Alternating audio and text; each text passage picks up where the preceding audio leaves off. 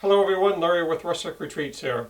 So we are to the final part of my testimony that I shared with Fowlerville UB and Pastor Mark in an interview type format. I'm glad that you're to this point with me and that you've listened all along. This particular segment is going to be talking about the rest of my story, but more importantly, a little bit about Rustic Retreats and what Rustic Retreats is for and what is our purpose for Rustic Retreats. So stay tuned, relax, and enjoy part 4. Yeah, and so you're in the computer business. Yes. You support all sorts of companies with IT, and I know that we are blessed by your service here, for our church. But I think about the time that we're in, and we've got people that are connected to us, and maybe even loosely connected to others that are a part of our church. And I mean, they're in the process of their business is failing right now, and they don't have a paycheck coming in. There's hopes of things. What would you say to them? Well, the first thing I would say is give it to God. Yeah. Lay it at His feet. And truly give it to God. That means don't take it back. Yeah. I'm very good at taking things back. I'm very good at wanting that control. We're all in this together.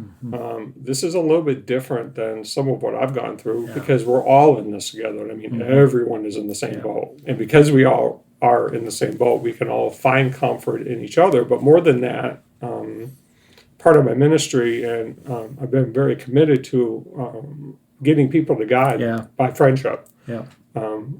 What better time to do that than now? And as I think about your story, and just as I've gotten to know you over the years, I mean, just understanding that you were this introvert and so introverted to the point where you would just hide from people.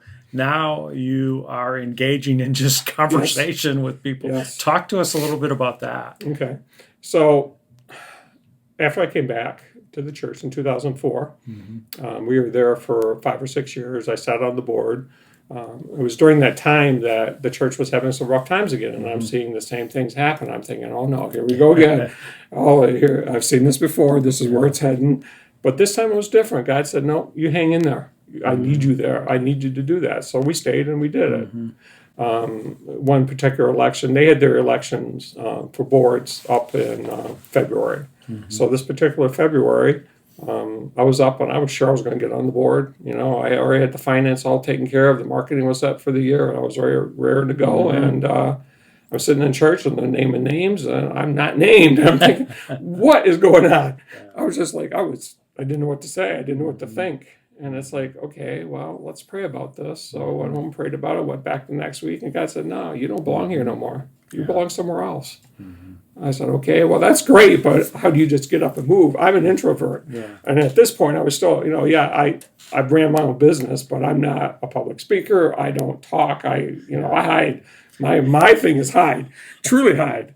So we started looking for churches, and we had gone to several different churches, and we went to the missionary church, and the first time we go there, the pastor's not speaking. So we kind of like this. We like the people. We kind of like the service, and we went back like 3 or 4 weeks later, and the pastor's there, and I don't know, you can attest to this, but I always sit down and interview the pastor. Yeah. And, I'll take that 2 to 3 hours because if I'm being called somewhere, I want to make sure that they're in line with what I'm being called to do.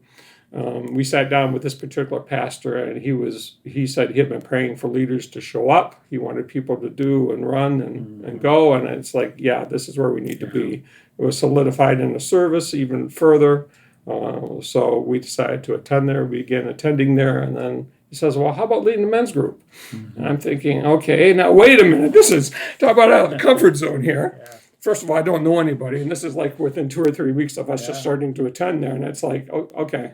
I prayed about it, and God said, yep, you need to do this. So I said, okay, I'm going to do it. So I'm praying about this, and it's got, okay, I know no one. I mean, I knew one person there, and that was the pastor.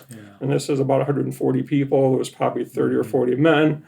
I knew no one. It's like, well, how or what do I do here? I didn't know what to do. And being an introvert, I'd be in the back row hiding, not getting out, trying to meet people. So God he just said, this is really simple. You're making this way too hard. This is really simple. You extend your hand and you said, hi, nice to meet you. I'm Larry. That's all you got to do. And I'm thinking, oh, come on. It can't be that easy. Nothing in my life has been that easy ever. So the first guy I go up to, and there they had church service, and then they had like a 20-minute coffee break, and then they'd have life groups. So I figured, well, this is what better time. Everybody's having coffee. They're gathered around. I've got a contained audience, They can't refuse, So I go up to the first guy and I go, hi, my name's Larry. And he goes, his name's Dave. And I shake his hand, and then awkward. It's like, what do you say? Awkward. I didn't know what to say. I just said, I didn't know what to say. I didn't know what to talk about the weather or whatever. I said, oh, nice to meet you. And I left. I went to the next guy. And as I approach each guy, it got a little bit easier, but it was so awkward. And then I feel these people looking at me. It's like looking around, and these guys are looking at me, and it's like, okay, this is really awkward. We managed to have a pretty good group out of there. We ended up having about 25 people attend the men's group at a time out of a church that small. We saw some awesome testimonies. We saw people. On Saturday we had the meetings. On Sunday we saw people go to the altar and give their hearts to the Lord. So we knew it was right. And yet God was going to continue to stretch you out of that comfort zone. Oh yeah. And over the last few years, as I've known you, you have purchased a property and you've started a nonprofit ministry that is housed at the property. And why don't you tell us just a little bit about that and what God's doing there? All right. So let me continue with the story a little bit. So I was on the board there. I was an elder on the board, and they were going through some rough times. Like, oh, here we go again. Same old thing. But this time God said, no, just be patient. I got plans for you. So we're patient. And, we had attended here probably 3 or 4 times off and on. We were actually living out here in Howell. The property we bought belonged to Pierre Liddell, he was a Nazarene evangelist for over 70 years. He was actually part of my coming back, and it was his mentoring that really solidified me. He was a good friend. He was probably 88, 89. When we tried to help him, he wouldn't let us help. Now, this is a man that was all for God, and he was living on $1,000 a month. He couldn't make it, and we wanted to help him out, but he wouldn't let us help. He had the pride issue, just like I've got sometimes, and he admitted it. But so we suggested, well, suppose we pay you as a down payment on the house, and then at the time of your passing, and that'll be in 3 years or 5 years or whatever. We could decide at that point, we'll either take the money back and you can pay a simple interest like 1% or whatever, or we'll buy the house. And he was all for that. He was happy. He was glad. He thought it was an awesome plan. Well, God was in the works here, let me tell you. So we commit to this deal in August, and PL passes on Christmas Day that year. So now we have this piece of property. We are totally debt-free, and it's like, oh my goodness, here we go. And we're talking a large sum of money, more in debt than I've ever been in my life. And we prayed about it, and God, no, he said, you're doing this. And it's like, okay, we're doing it. So we went to purchase the property, and the devil was so at play. He was doing everything in his power to stop this from happening. Right up to we're going to close on July 2nd, and the Friday before that, the bank called us and said, you can't close. And what do you mean we can't close? We're pre-approved. You can't have, and they said, well, you can't have 2 pieces of property. I go, what do you mean? I can't have 2 houses. He says, you can't have 2 houses. We're not going to let you close. And it's like, what? We're debt-free. How can you not, So I prayed about it, and God said, okay, you're going to be bold here. And I said, oh, wait a minute, that's not me. I'm not bold. He says, okay, you're going to be bold. You're just going to go back to the loan officer. You're going to tell him this is how it is. You either give me my mortgage today, or we're leaving and we're going to find somebody else, because we're debt-free and we can do whatever we want. I said, wait a minute, that's way beyond my comfort zone. I said, okay, I'm going to suck it up. And it took a little sucking up, let me tell you, a little prayer before I made that phone call. And the guy goes, okay, I understand. I'll get back to you. And about an hour later calls back, and you're approved. You're closing on Tuesday. But it's that boldness that I didn't possess before that I and I'm not perfect by any means, but I'm possessing it now. So for Rustic Retreats, we formed a nonprofit there, and our goal is to basically minister to the community. We have a hunt club that's right beside us, non-Christian. We've been working with them now for about 3.5 years. When we first came there, they were very offensive. They didn't want anything to do with us. Now they're walking the property, they're helping us, they're donating to us. Our theory is we love on others by actions, not by talking. We had our neighbors when we first met, one of the first days we were there, they're talking about how bad P.L. Liddell was and how he was a Bible thumper and they couldn't stand it, and how Bible bashed they were and all this. And we're thinking, okay, we're just going to let this calm. We're not going to go there.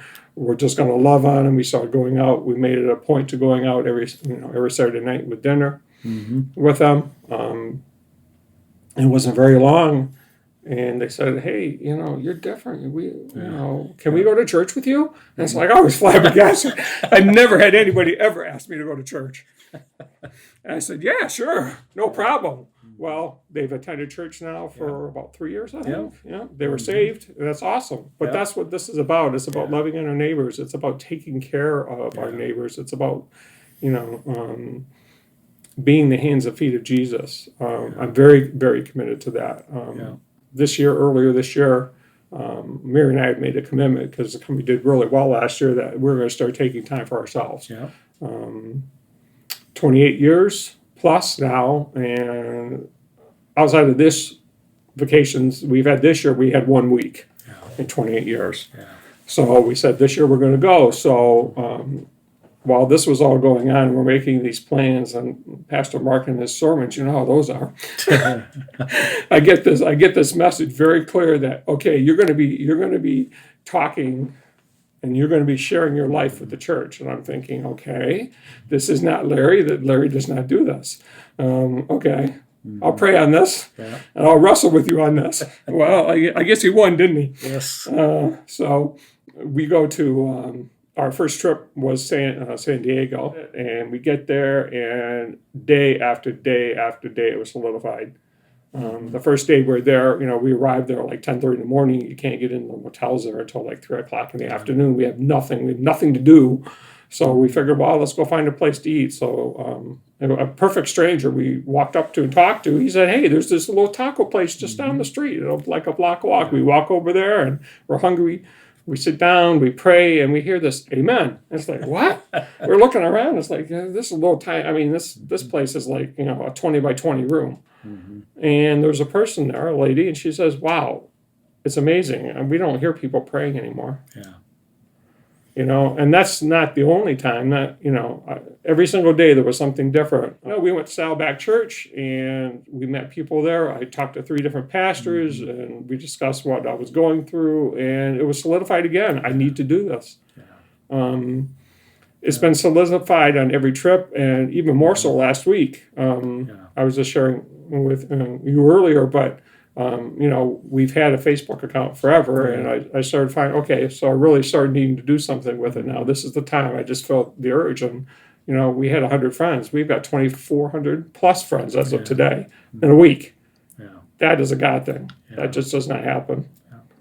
And really, the center, and I shared this with you earlier, the center of what I see God leading you into is that this really is not rocket science. It's just, it's submitting to Him. It's honoring Him, putting Him in control.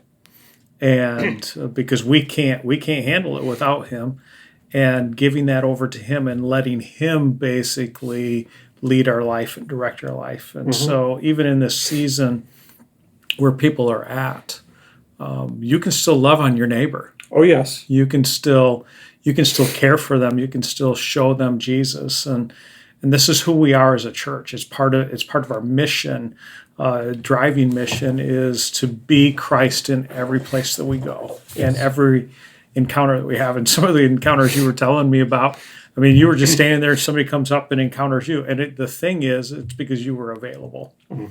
And I think that's the thing that each one of us need to understand and realize, that God has this ability to take our pain and our hurt And he has this ability to take everything that has happened to us and to turn it into his good and create something beautiful out of it. And so, Larry, I love having you here, and Mary, and you are such a blessing to us. And we would love, we're going to put information out for people about the rustic retreats, I because we appreciate know that. that we would love to, you would love to host them there. It's just, we've been there. I mean, it's one of these places that I describe as like a thin place. Yeah. I mean, God is there, he's very present. And so, but thank you. Thanks for sharing your story and for being vulnerable today. Thank you very much for having me. Thank you so much for watching my testimony. I really hope that it touched you and it helped you in some way. If you find that you need help, please reach out to the local community wherever you're at for a local pastor, a local church. If you're in the Howell area, I'd be more than happy to have you come out to rustic retreats. Even if you're in southeastern Michigan, we're not that far from the Metro Detroit area.